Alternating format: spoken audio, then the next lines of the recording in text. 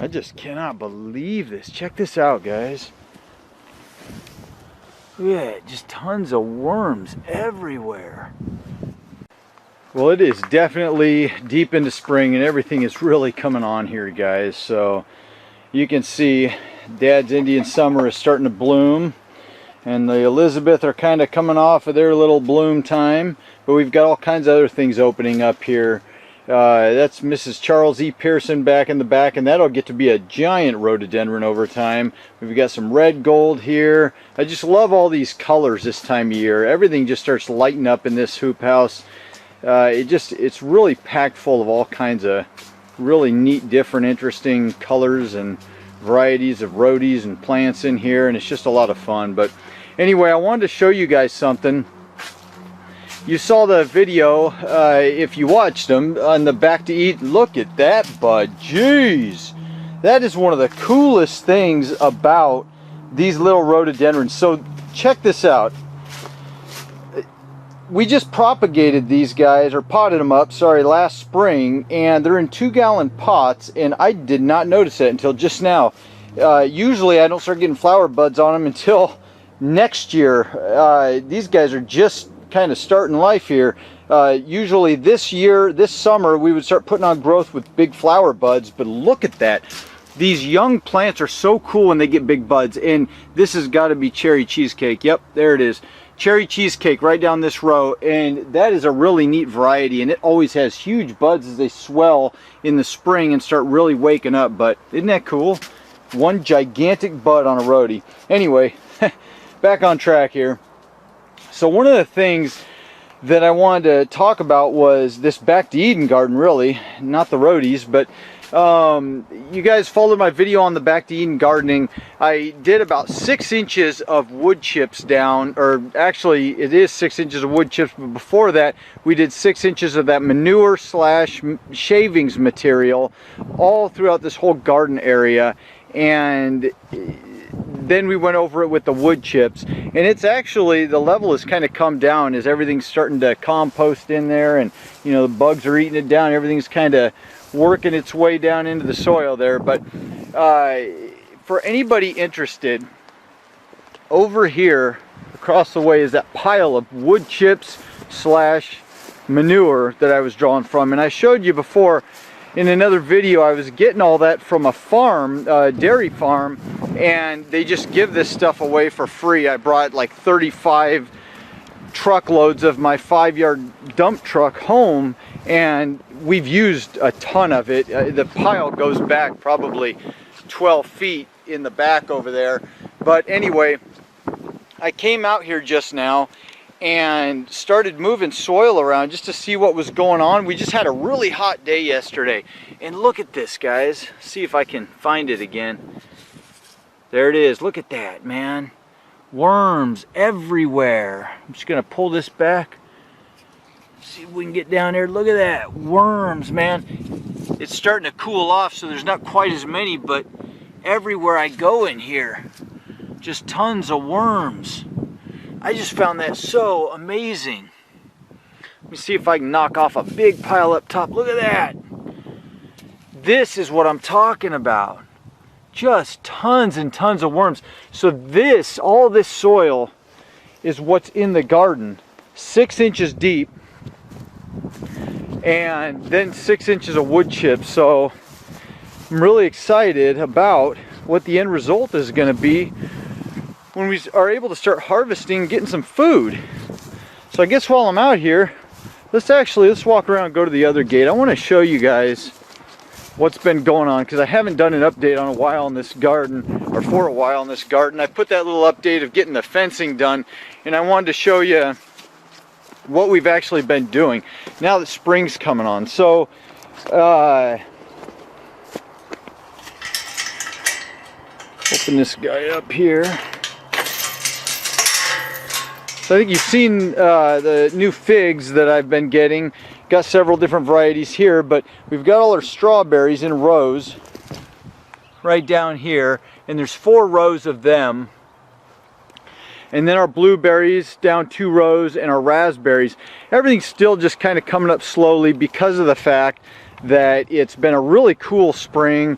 It was a long cold winter here for the Pacific Northwest and a really cool spring.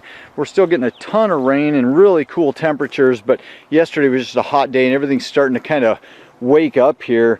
So I think I told you in one of the other videos, I was just gonna, I went ahead and decided to do espalier fruit tree growing because of the fact that I didn't know, how long this little wood chip situation was going to last, and I wanted to try to conserve space, keep everything more tightly packed together, and I love pruning, so I have no problem with that. But we've got our apple varieties here, and we've got this one's a Gala semi-dwarf apple. We picked all these up at a local nursery, and I just started training them. I've got one line at 2 foot high and one line at 4 foot high.